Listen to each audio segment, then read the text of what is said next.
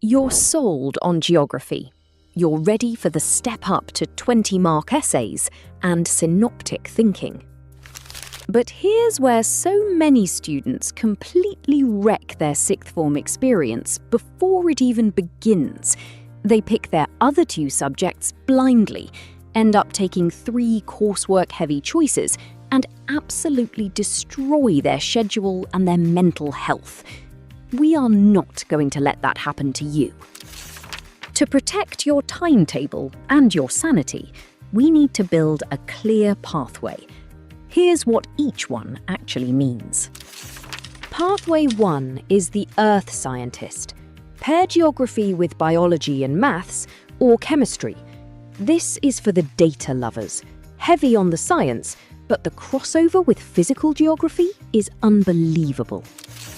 If you love numbers, and you actually enjoyed the physical geography units, rivers, ecosystems, tectonics, this one might already have your name on it. Pathway 2 is the global leader. Combine geography with economics and politics. If you care about how the world is actually run, global governance, trade, power, this is the powerhouse trio. Got opinions about the news every time it's on? This pathway was basically built for you. Pathway 3 is the Essay Powerhouse. Link geography with history and sociology, or English. Be warned, your hand will cramp.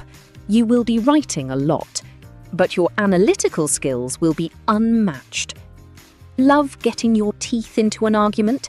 This is your trio. Data lovers, world rulers, or argument hunters. That's your 3 trios, side by side. Pick your combo, accept your warning label, and you're sorted. Before we look at what these pathways actually lead to, drop a comment below. Which of these 3 sounds like you? The Earth scientist, the global leader, or the essay powerhouse? And if this is helping clear the fog, smash that like button too. So, you've picked your trio. You're sitting there thinking, brilliant, but what doors does this actually open for me?